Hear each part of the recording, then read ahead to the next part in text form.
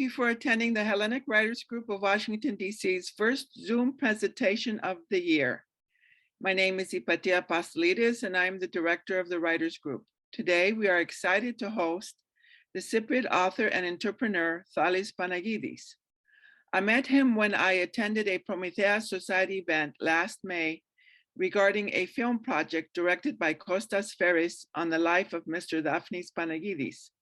I believe Mr. Daphnis Panagides is Thales' father, and Thales is involved as the film's operations director.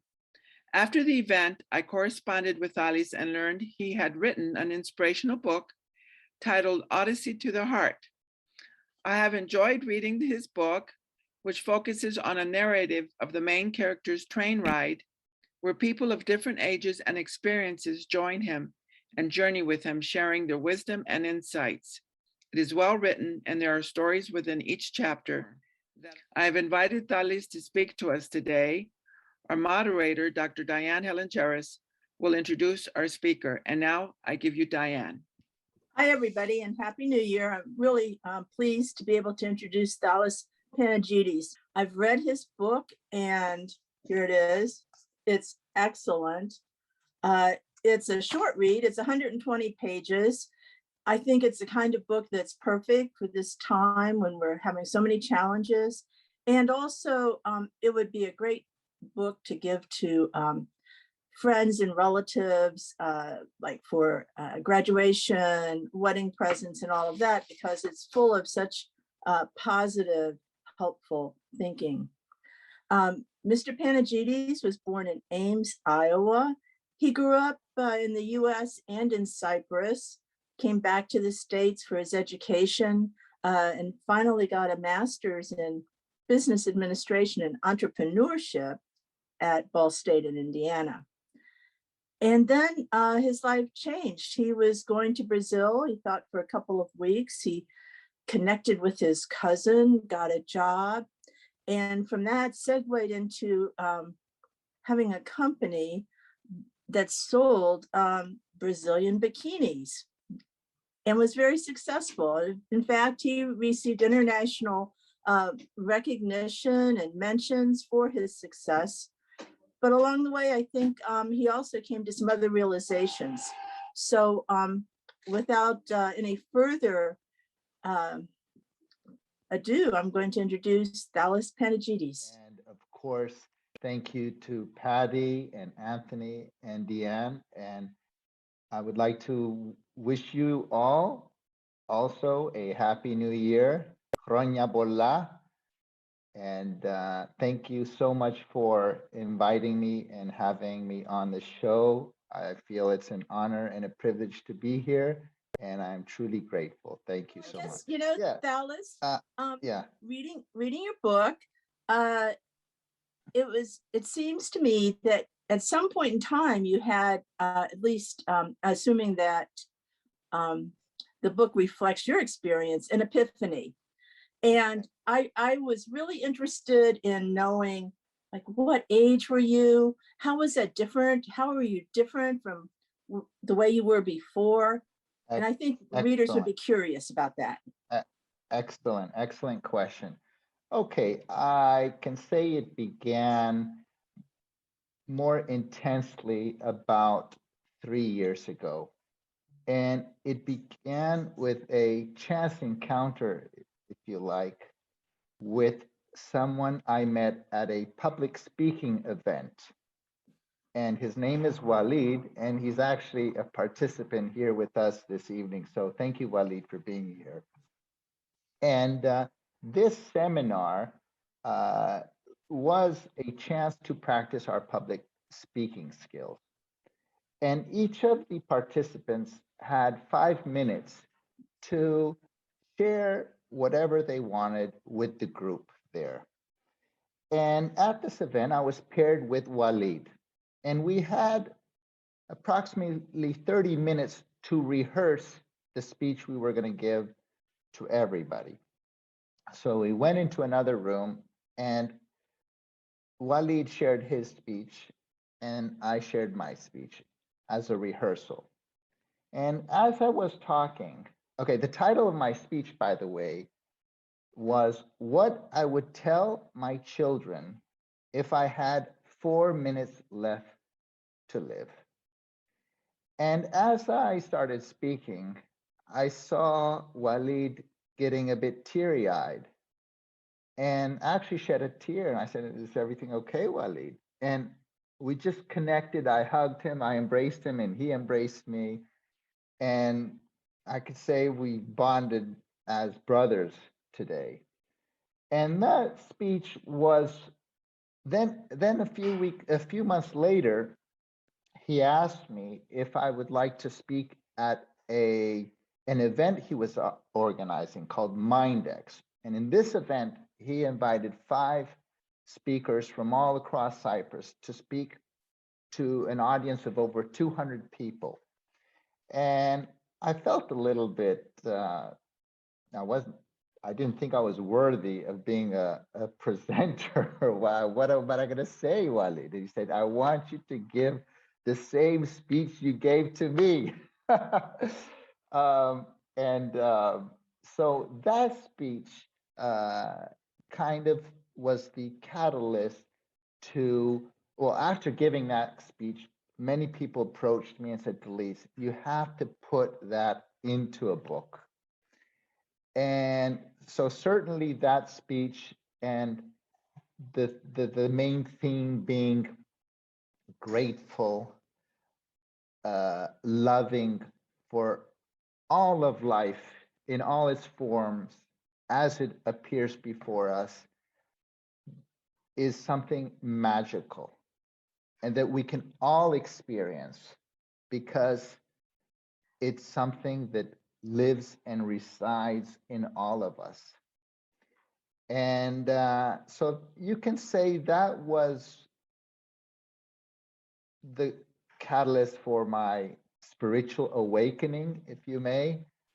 It was always brewing inside of me, but just more articulated, more clearly through my writings and speeches, as this one, for example.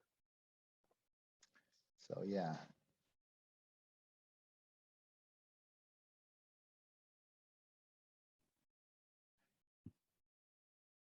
Exactly.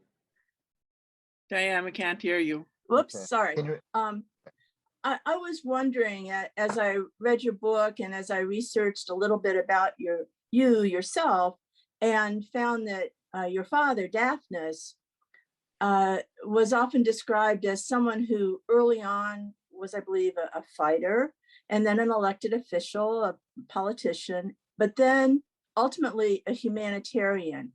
So I'm wondering how much your history parallels his, or do you see any of that? You know, like at the certain ages that you were you similar or different?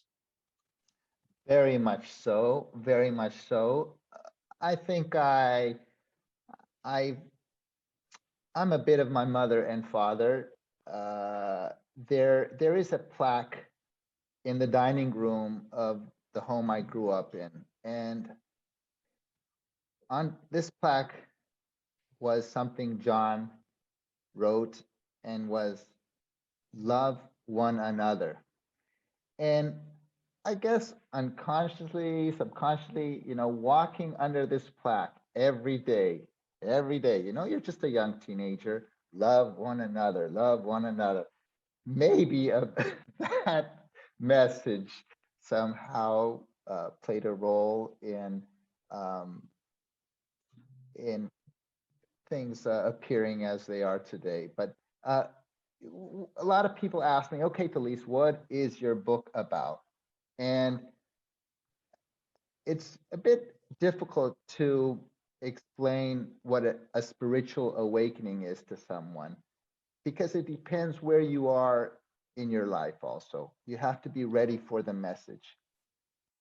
But the way I describe it is with my hair, the hair I used to have, that is. And I used to look in the mirror as a teenager and thought I was quite cool. I would comb my hair blow dry it and so forth. And I liked what I saw in the mirror. But as the years go by and nature took its natural course, my hair began to recede and fall. And so when I was looking in the mirror, I wasn't liking so much the reflection I saw. And so my confidence and perhaps a bit of my self-esteem also went down.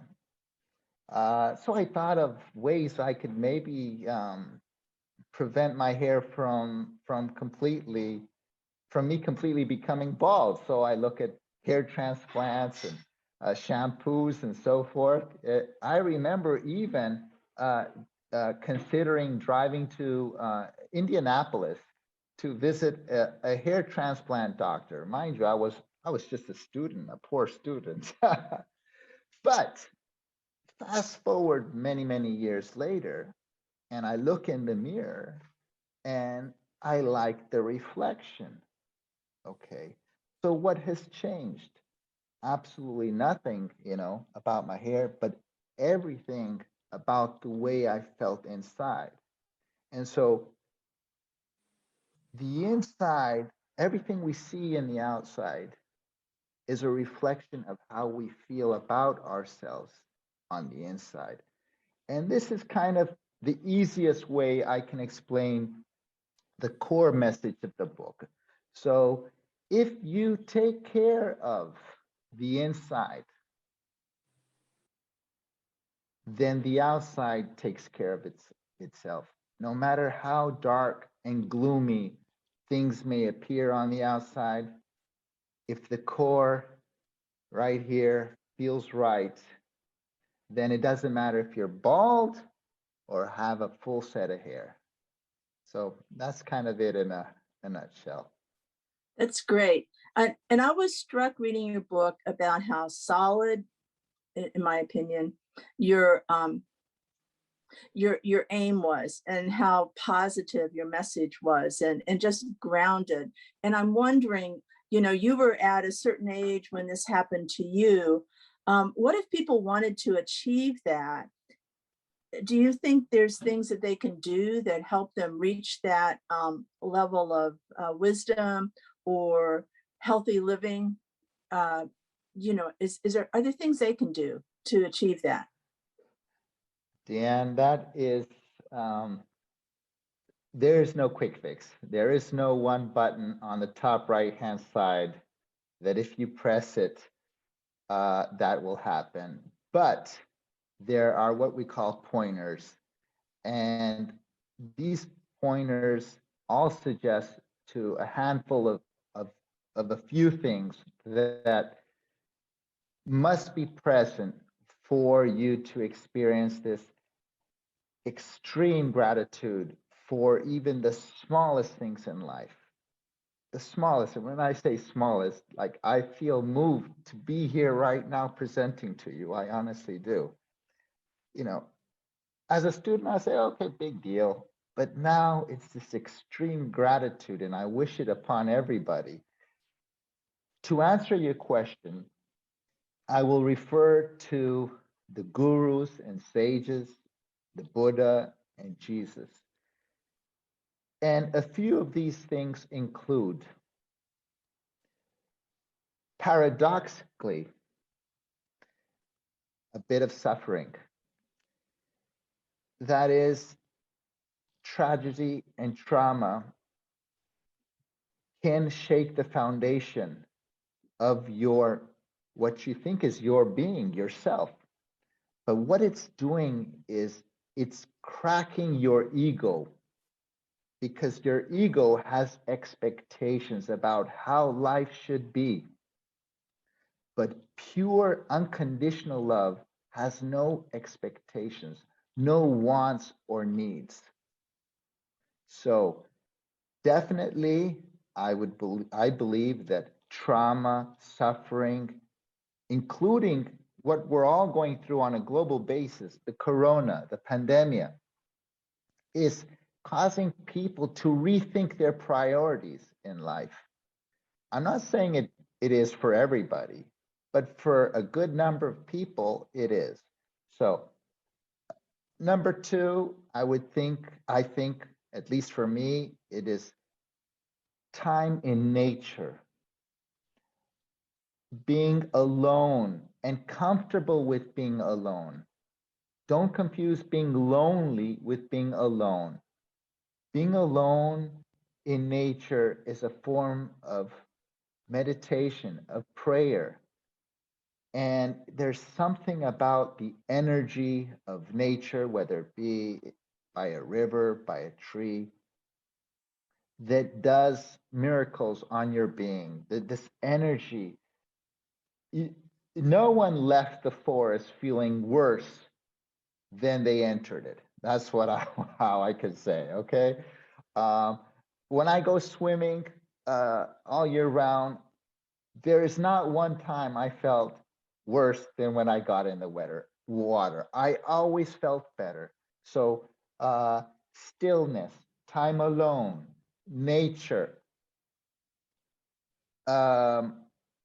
yes, suffering, not necessarily, but a trauma in a family can cause you to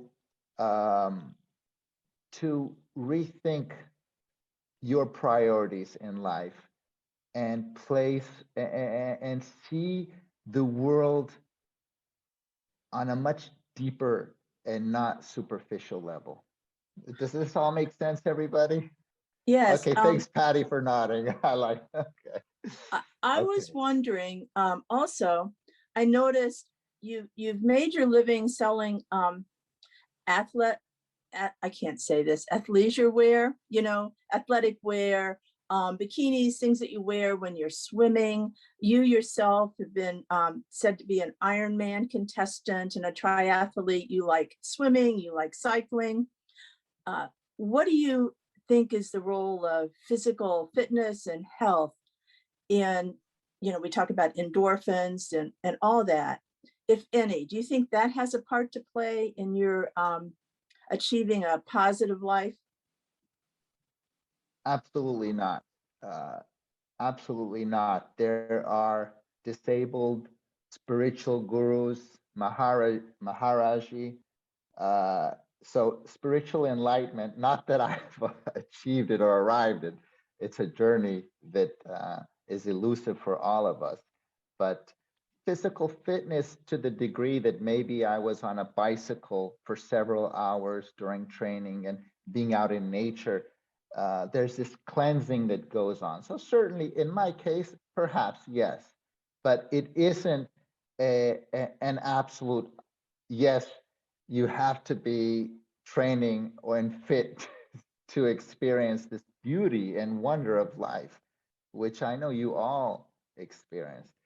What am I gonna say? Yeah, so to answer your question, perhaps yes. The swimming, the cycling that I do, although I would like to share an interesting metaphor with you about that. Last year, I opened a box, and in this box were several trophies and medals and certificates, diplomas, accolades, and I no longer identified with any of those things in the box. And sorry, I always get emotional. I don't know. So anyway, I take this frame, and it is I think it was the certificate of Masters of Business Administration. And at that moment, as I had this, holding this outside on the veranda, the sun was piercing on the frame and reflecting, and I could not see the certificate, like I couldn't see it, honestly. I said, oh my gosh, what a metaphor that I'm holding the MBA degree, but now I see light and I don't identify with being a student or an athlete or an Ironman. So it's just a metaphor, but I thought it was beautiful because it really happened, and it was so meaningful to me. So now, do you have particular things that you read that help you kind of hone your level of happiness and living this sort of a life? Or are there things that you like to listen to, people you spend time with? You know, what keeps you on track? Oh, thank you. Yes, there are a handful of I'm a member at Toastmasters, and I told them that I used to subscribe to every business magazine you could imagine and books on how to become a millionaire and spiritual growth and so forth. And as of this day, I have not become a millionaire after having read so many books on how to become one. But that along the way, I discovered books that were what I considered personal development on steroids. And those books were spiritual in nature. The number one book for me personally is one written by Eckhart Tolle, A New Earth. It's called A New Earth. I don't know if you're familiar with this book, but it was definitely life transforming for me. And that's a big thing. You know, I'm 55, and, you know, books, they're comforting, they're a pleasure to read, but to say that it's a book that really changed the way I saw life. So I give credit big time to Eckhart Tolle, and I consume a variety, you know, Moji, Alan Watts, Maharaji, Ram Dass, and my tastes in music are of all Greek and Krishna Das type music, Indian in nature, Greek in nature. I go with the flow. I'm very easygoing. I have all kinds of books and music. I'm not. I changing the direction a little tiny bit. This is a writers group, and I'm sure that many of the people listening would be curious as to your writing practices, you know, how you actually went from having an idea to getting a book out, because that can be tough, you know? Definitely one of the best habits I acquired in my life is keeping a diary. And I've kept a diary for almost 20 years now. And a diary, it's a daily diary. And it could be a quote, something I heard someone say, an observation I made. And I type this in a Word document, and it's called like Life Lessons 2022, okay? And at the end of the year, I read through them all, and there's some incredible golden gems in there. And so I went through the past 4 or 5 years, and I grabbed all the gems that were related to this theme that we're talking about this evening. And, you know, copy, paste, and what do you know? You get a book out of this. So, yeah, it's not so easy, but the foundation is there. And so when I decided to write the book, I said, okay, I'm going to do this. It was October the 1st, 2020, I believe, October the 1st. And every single day I had to write at least a paragraph, every single day. Now, mind you, I work from home, and I have 2 daughters and a wife, and it can be pretty crazy around the house. So what does an aspiring author do? He brews a cup of coffee and steps into his parked car outside the house, parked outside the house, not, I don't go anywhere. And there I am, just sitting in the car in the back seat for an hour or two, trying to get a paragraph or two or more every day for the next 90 days. It was 3 months, October, November, December. So that's kind of how the book was born. That's wonderful. Now, are you contemplating or working on additional books? It's not a priority, but I get asked that question quite often. And if someone like Walid can push me a little bit more, and you all here, then hey, just a little pushing. I need a bit of pushing, and who knows. Well, Yeah. have you ever contemplated a blog, or is that too much of a time commitment? Good question. I've stuck with my my diary, my personal diary. I don't know why, but I feel a bit uncomfortable putting myself out there on social media, and it's an issue I have. Maybe I need therapy. I'm a little bit more reserved, a little bit more quiet in regards to putting content out there. But I feel very comfortable amongst you all for sure. Yeah. Super. Now, Patty mentioned that you were part of a group putting together a movie about your father. Do you want to talk a little bit about that and let us know what that's about? Yeah, thank you. Thank you so much for asking.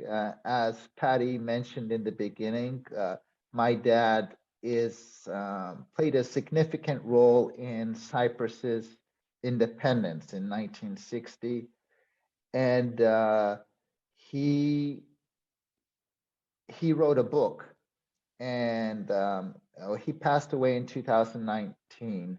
But this book could be the foundation of a movie because it sparked the interest of a very well-known actor, producer, director by the name of Kostas Feris. And this extremely competent gentleman, who I'm very impressed with, he produced a movie called Ta Rembetika, which is kind of in line with Zorpas the Greek. And you can Google Rembetika. The entire movie is available on Google. And it is a film that came in third place in the Berlin Film Festival. So we are honored to have him on board. Also, our director, Yannis Petridis, he's a graduate from Harvard University. We have an extremely competent team, and now we're expecting the crew from Greece to visit Cyprus, hopefully next month, to scout locations. And what I thought in the beginning was an impossible feat now seems very likely. We are all feeling so much more optimistic that this movie can really become something, especially in these times of the message of, from fighter to peacemaker, environmentalist. This theme, like Mahatma Gandhi, Mother Teresa, South Africa, the president of Nelson Mandela. Nelson Mandela. So this theme is very much in line with the spirit of the movie, which will be apolitical, not political at all, but a transition of a man who was caught up in an unusual circumstances in history for fighting for independence, and then realizing that fighting is not the way, but that loving is the way. So what was the name of your father's book? It's called Pikrodaphnis. I don't have a copy on my table. I wish I did. and it is available in all bookstores here in Cyprus. It is in Greek, although the very good news is this week it has been translated by his brother, my uncle Thales Panagides, and it will be available in English and on Amazon. And I will share that with Patty later on when I have the links and all. And I read the book, and it's fascinating. There are things about my father that I'm a little bit upset he didn't share with me before he passed away. Like, why didn't you tell me this before? I have questions. So, yeah. So now, is your book available in other languages, or do you plan on having it? Well, for now, it's just available in, my book is just available in English, and will probably stay that way. Okay. Unless some producer insists it's translated, yeah. Well, I have to say the writing is very clear and straightforward and easy to read. Did you have, well, I have a couple questions. One thought I had is living in Brazil. Brazil has some incredible poverty and large groups of people living really tough lives. And how do you think your message of positivity, do you think that was affected by exposure to that level of poverty that we really, I don't think in the States see on a day-to-day basis? Absolutely. The first month or so was very difficult for me in Brazil because of seeing so much poverty that I wasn't accustomed to. Mind you, I was in Bethesda for several months prior to moving to Brazil. And then at traffic lights, little children would walk up and tap their hand on my window asking for money or food. And it was so difficult for me to see these children and adults of all ages and women begging for money all day, everywhere. Yet, for me, the lesson was, despite the poverty I witnessed, I witnessed happiness inside of them, this joy that Brazilians had, which, despite their external environment, didn't affect their internal environment. At least for me as a Westerner, that's how I saw it. Because they would laugh and sing and they would smile. They had this energy. And for those who know my wife, some of the participants here do, who's Brazilian, she has a musical personality. And I've never heard anyone describe Brazilians like that, but many Brazilians have this musical personality. And what does this mean? Singing and dancing throughout the day, to the degree that it can become a bit irritating around the house.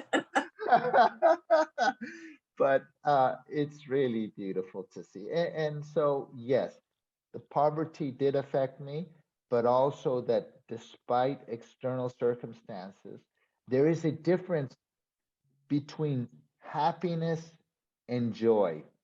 And that is, happiness depends on something to happen, whereas joy does not.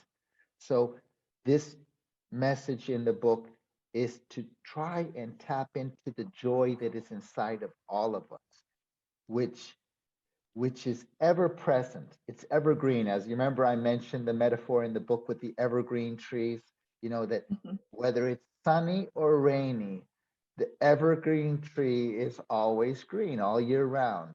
So try and tap into the evergreen trees that are inside of each and every one of us. Wonderful. Well, I thought your book really tapped into a great metaphor, riding a train, and then you would have certain people come forward to give different messages. Was there any message that was particularly difficult to formulate, or that was kind of tough to deal with? or one that you thought was the most important? Not really, Diane. Most of the messages are universal and timeless. Mhm. So even the section on relationships, you know, I try to be very fair and and get the perspective from both sides and from all cultures. So people wouldn't come and say, "Hey, that's not true." Well, Mhm. it's kind of a universal message. How can it be wrong? So the answer to that is not really. And at some moments, the message was just, it came, I would say, divinely. Mhm. Like the poem, the lyrics, you remember the blind musician? Mhm.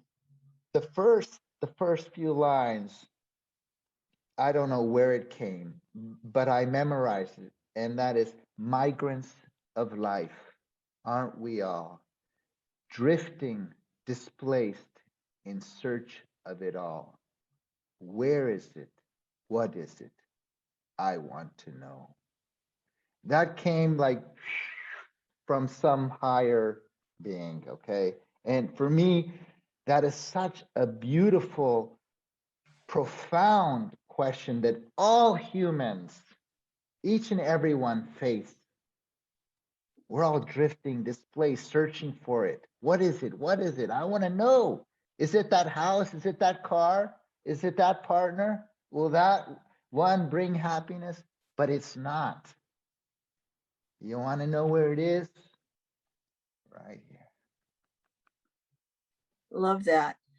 Well, listen, our members always come up with really good questions, and I'm sure they're just dying to ask you things. Patty, what do you think? We can open it up, and if people have questions, we can start asking them to speak. No, Georgia had a question about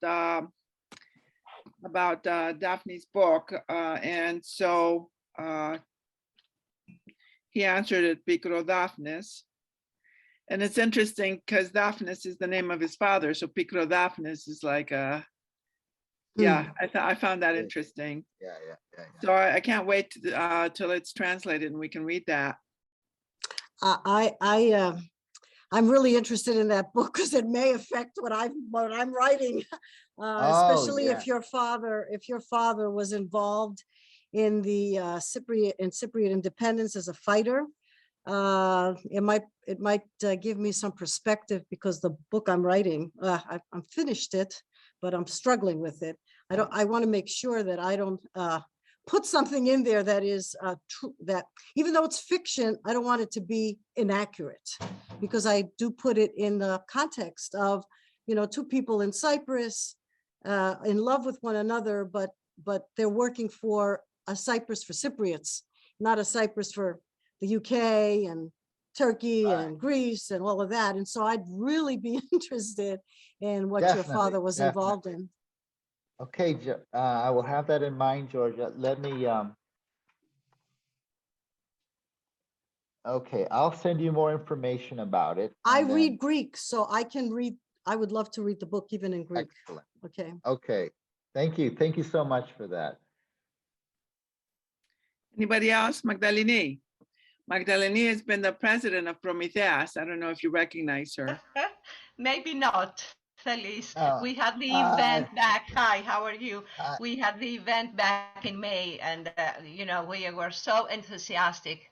I hope it goes well, and I'm glad to hear that you're going to Cyprus in a few months to continue for the film. Although it's very hard because of the pandemic. I know how hard it might have kept you back. Well, I would like to congratulate you for this inspiring presentation, really, and talking about personal development, and as you said, because happiness comes from inside. No matter where you go, some people say, well, I have to go there. I don't feel well here. And they're searching places. Well, the thing is to be happy inside. And sometimes you gave a beautiful advice to keep a diary. Unfortunately, I haven't kept a diary, but now and then I just keep notes. And sometimes I go back and I say, oh, this is beautiful. Did I write it? You know?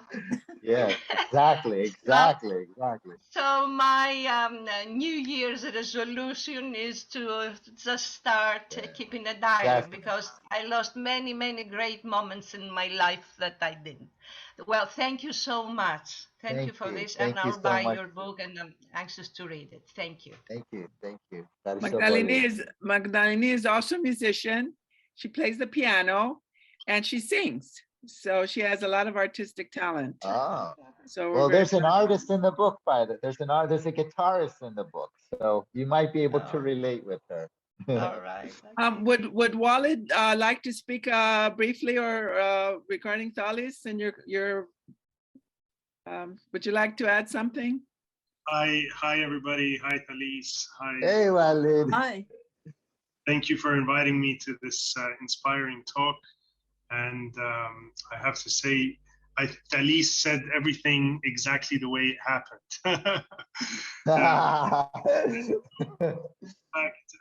In fact, we had, you know how sometimes things in life happen by coincidence, meaningful coincidences, or synchronicity, as some of you may know this term. And so it happened when, in fact, I had always been passionate about fitness. And a few years before Thales and I met, a common friend of ours said to me, "Oh, you have to speak with Thales Panagides. He's a triathlete in Cyprus, etc., etc." And I bumped into Thales once in a restaurant about 2 years before the public speaking seminar. It was very, very brief. It was just a hello, a quick introduction.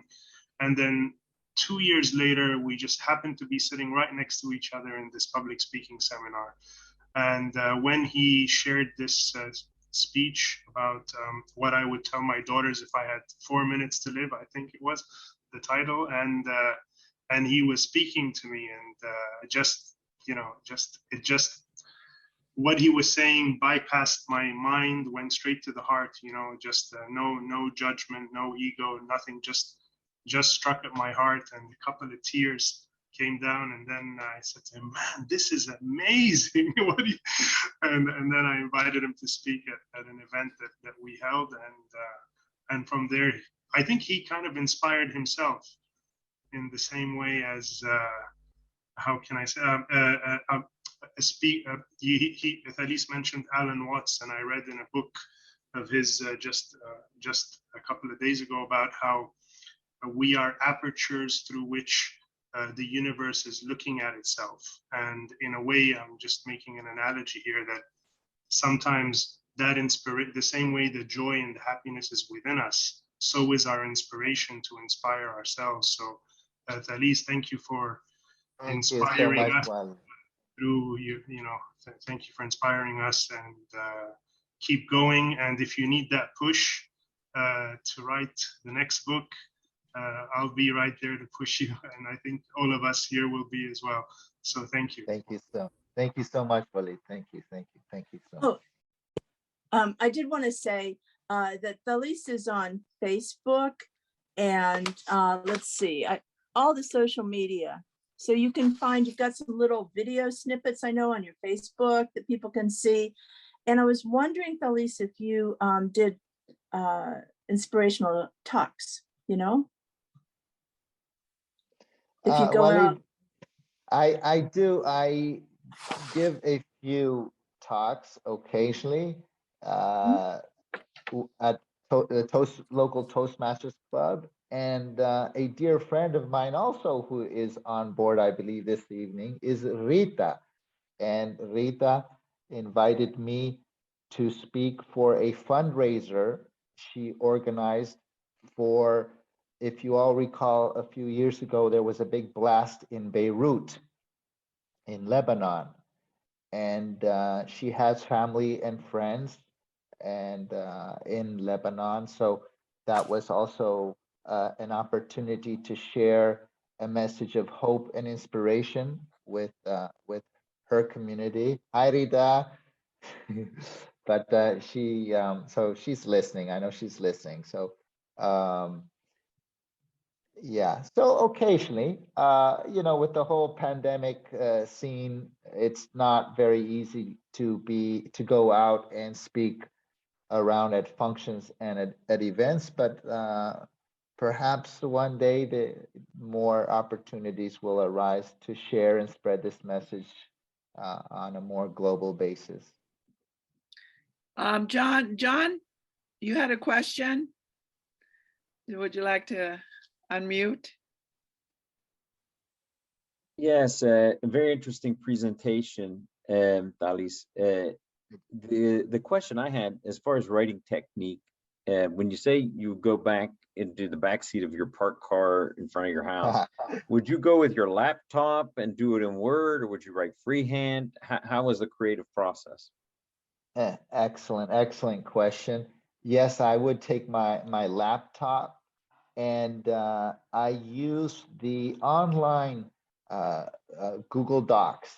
Okay, Google Docs, so it's backed up automatically, and I could see the changes I've made, the word count. So it's just as powerful. Of course, whatever works for you at the end of the day. But yes, I would take my laptop and do that. For I would say 80% of the book was written in the back seat of a Prius Toyota, parked outside my house. Oh my. Thanks for asking, by the way. Thank you. I'm Lela Panagides. Okay. Can you hear me? Yeah. Hey, Thank you. Lela, hi. My dad is suffering from Parkinson's disease, and so he's lost the ability to speak, unfortunately. So he can't speak. He can type in the chat, but he's not able to communicate verbally. But I just want to say hi to my cousin Thales. He and I have always had a very close relationship, and I have seen him change over the last 50 years or more, evolving as a human being, as a humanist, really, a global citizen, and moving out of what we consider, I think, in more of the Western culture, because I live here in Southern California, this attachment to being defined by what you do, how much money's in your bank account, how you look, the degrees you have, the car you drive, those kinds of things, to really moving into what does it mean to be a human being and being interconnected to others on this planet. You know, we have so many crises in this world today, and we really need to rely on each other. And what is the true message of Thales is through love, that love conquers all. Yesterday, or January 6th, was the unfortunate event, one-year event of the Capitol insurrection. But it was also when the couple that married in Virginia was a white couple, a white woman and a black man married, and that was an interracial relationship that was banned. But what happened was love conquered that, and the Supreme Court ruled that was legal in our country. So I think the core message of Thales is that we have to center ourselves in love, and that, I think, is really transcendent of all cultures around the world. Thank you, Lela, so much. Thank you. Thank you so much. Walid. I have a quick question, at least I never asked you, but a friend of mine who read your book asked me, the protagonist in the book, are any of the stories, along the journey, are any of the stories of some of the people that you've met along the way, or maybe some are of your personal experiences? I just thought that would be great question. Very much so, very much so. So the answer to that question is yes, but I can't reveal which sections.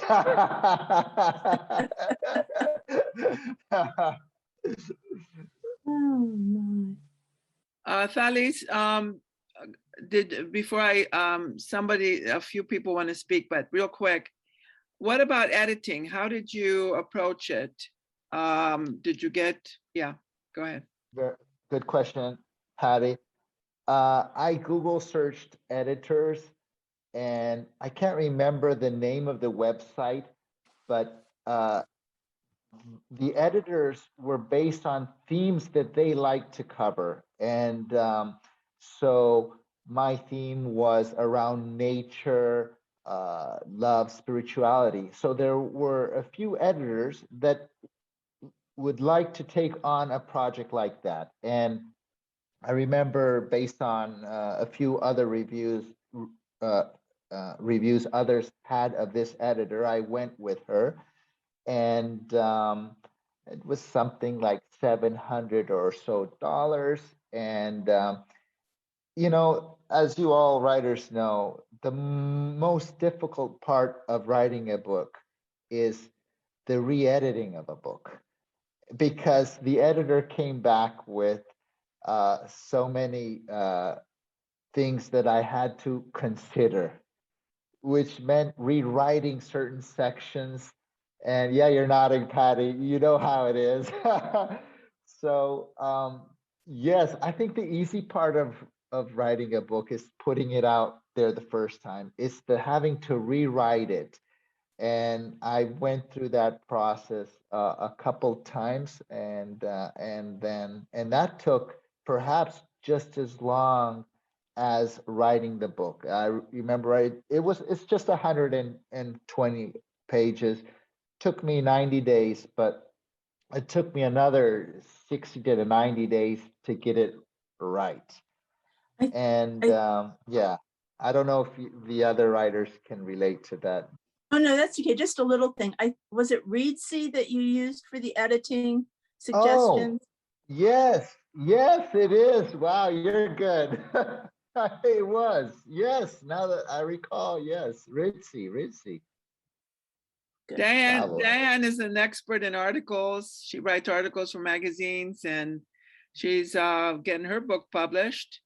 So we all follow each other's success story, and we root for each other.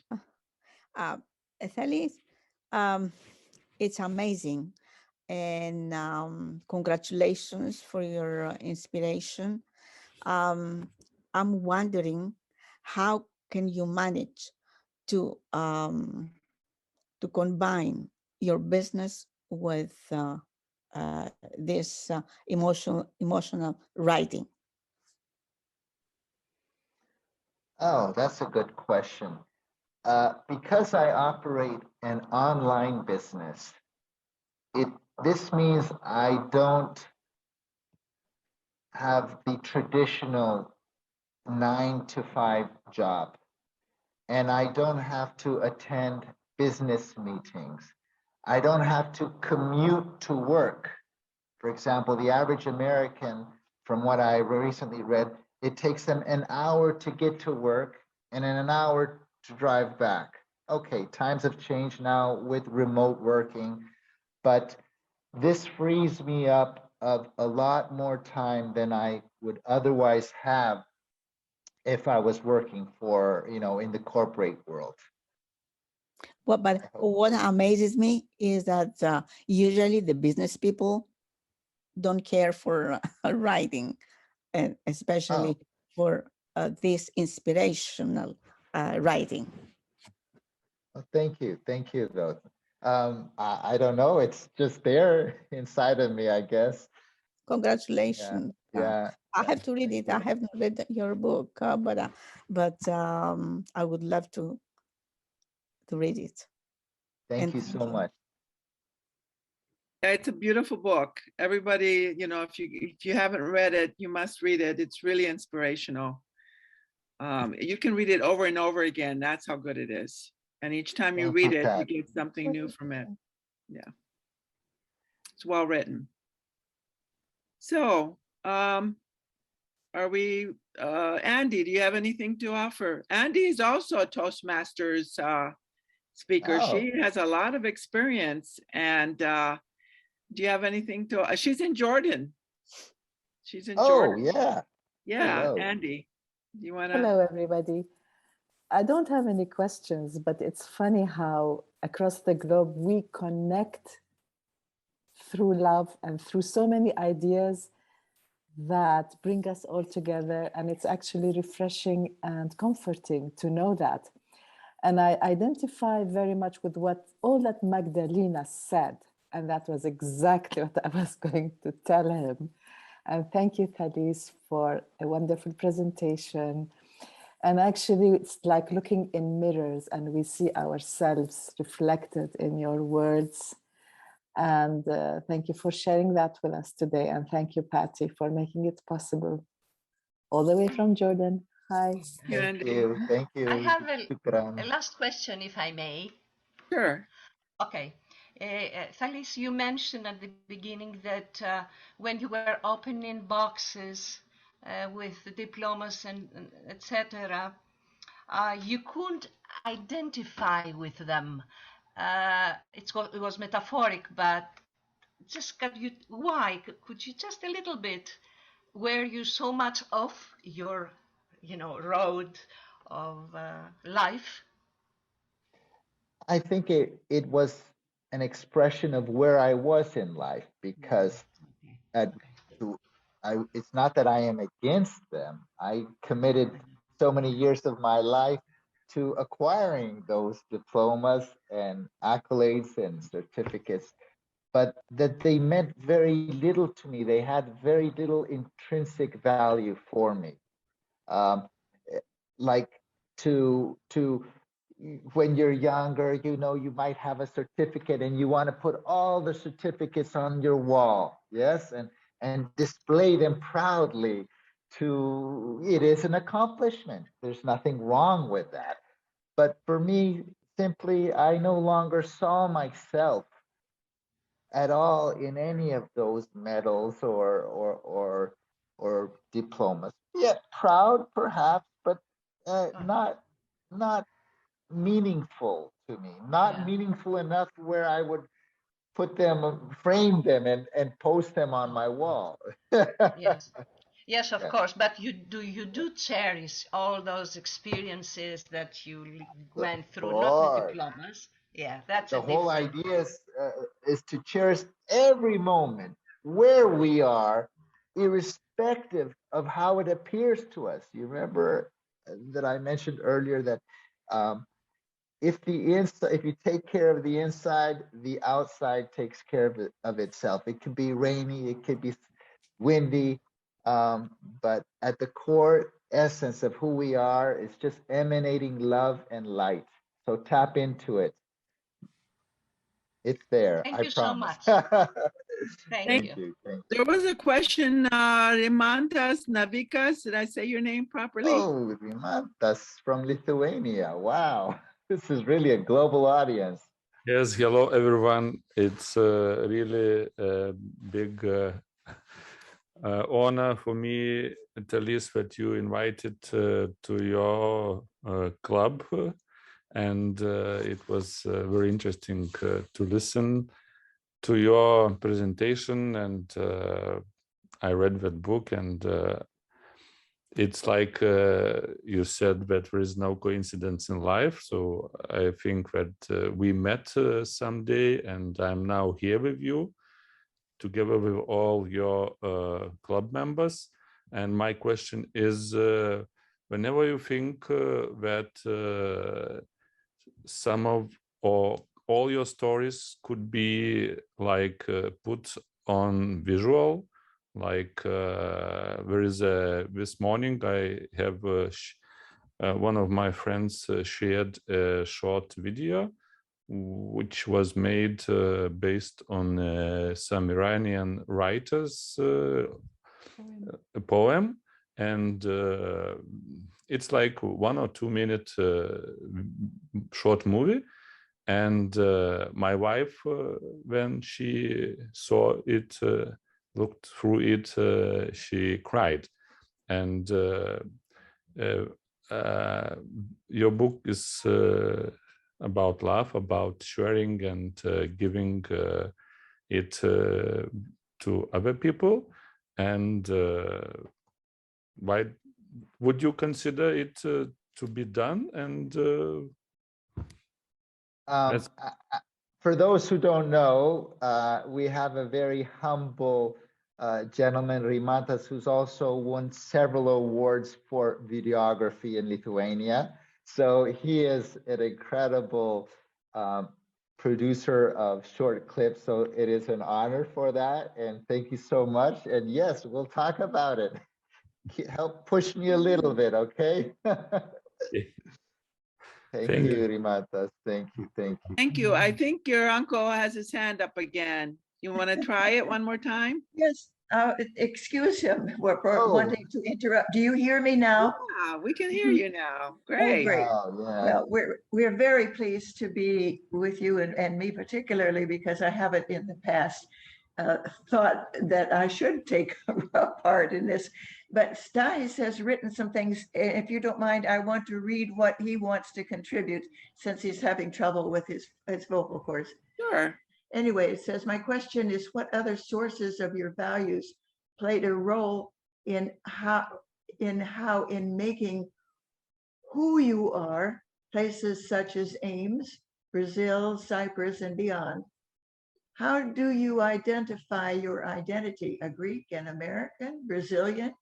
Your father in his book, Daphnis, writes that as Greeks, what is important to our identity is not political union with Greece, but the nurturing, the values of the Greece of Byron, Eliot, Plato, and Christian love. English based on my late brother's book, Daphnis, Bitter Leaves of Laurel. Encounters and experiences from the struggle to free Cyprus from British colonial rule and experiences during the first Cyprus House of Representatives. It's a book set in Cyprus that left many scars and a bitter legacy for Cypriots. It's a book full of anecdotes, memories, and events, and most importantly, reflections on those events. So much. First of all, it's an honor. I mean, I get emotional to see this couple here, my uncle and aunt, who I love so much. I am in part largely who I am today because of this couple, Joy and Thales Panagides, who like the quotes that he would slip throughout the years were quotes that guided me in life. He would often say to me, for example, "You don't know how good you have it, Thales. You don't know how lucky you are." And of course, I would brush it off. Yeah, okay, yeah, I could do with some more money for start. But now I truly know the wisdom behind those words of gratitude. And another one, like one of the top 5 all-time quotes, was one he said to me that, and I will say this in Greek before I say it in English. He said, "Thales, ο άνθρωπος είναι ο τόπος." And the translation of this is that the person becomes or makes the place. And he said this because I was like an immigrant migrating to Cyprus and then to the States and then back to Brazil. And the message being that no matter where you are, if you are surrounded by good, loving people, that's the only thing that matters. The only thing that matters is that. And so I did absorb your message, Tia, and I hope you're proud of me because it's all in here because of you. And as far as Dad's book and movie, I will keep Patty posted, Tia, and we'll share some links with them later on. Thank you so much. Thank you. That was beautiful. And I think Lynn had a question. I wanted to, first of all, thank you for your wonderful presentation. It was very inspiring. And it just really came to my heart. I was wondering if you was very spiritual in your talk, and do you practice yoga and meditation that keeps you on this spiritual journey?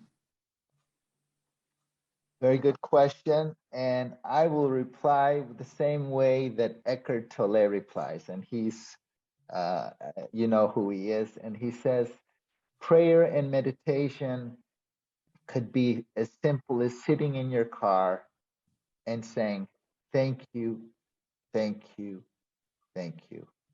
And I do that all day, every day. I'm so grateful.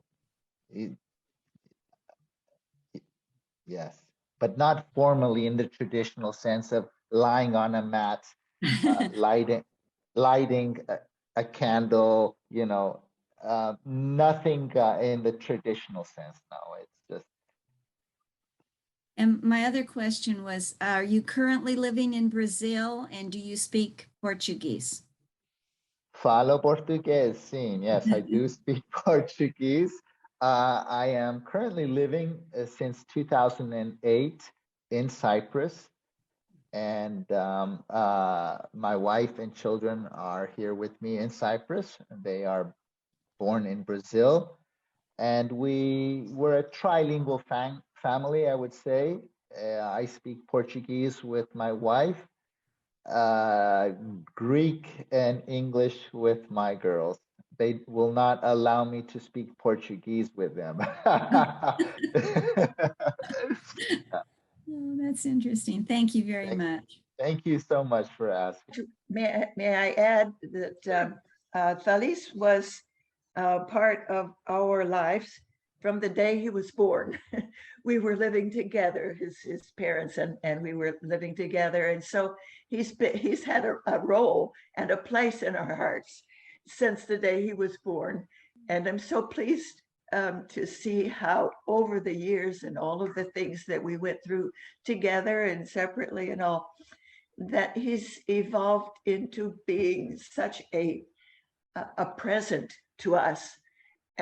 He's been a wonderful nephew, friend, support.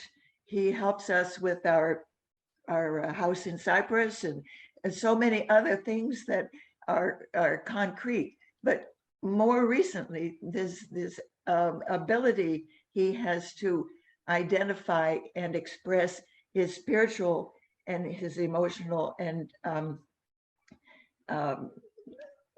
beautiful language that he lives with.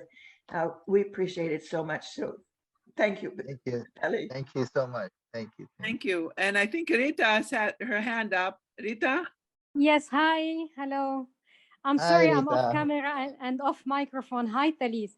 First of all, I want to say thank you for inviting me for this beautiful talk, as always. Very inspirational, as always. I want to say I read Thales' book, of course. It's one of my favorite books. Small but very inspirational. Some chapters you read 2-3 times because you want to remember every word. And also I want to say my view about your certificates or your diplomas. I think when we don't see anymore our achievements, it's not that we don't recognize them anymore. I believe it's when we are fulfilled that we don't need that recognition anymore. Exactly. Just like your hair, when you didn't see your hair anymore, it was kind of you're fulfilled. You don't care about your hair, you don't care about your certificates. So that's how I see it. Yeah, that's a lot of things in our life that we achieve, then we don't see them anymore, right? Like it's not they don't exist and they don't make us who we are today, because we are here today because of everything we've done in our life, every single moment. But they don't matter anymore, actually. Yeah, that's what I wanted to say. Thank you. Thank you for being an amazing person, an amazing human being. Thank you, Habibi. So this is an amazing group. I'm really impressed. Everybody had very unique perspectives. that enhanced what you were saying. Happiness depends on something to happen, whereas the joy is inside of us. And with that, I wish you all a joyful evening. I know in Andy, it's 8 o'clock or 9 o'clock and 10 o'clock, actually. Thales, are you in Cyprus now? Yeah, it's 9:20. Or 9:20. Yeah, and so with this, we adjourn. Thank you so much. Thales, thank you so much. Thank you so much. Really Thank you. intelligent.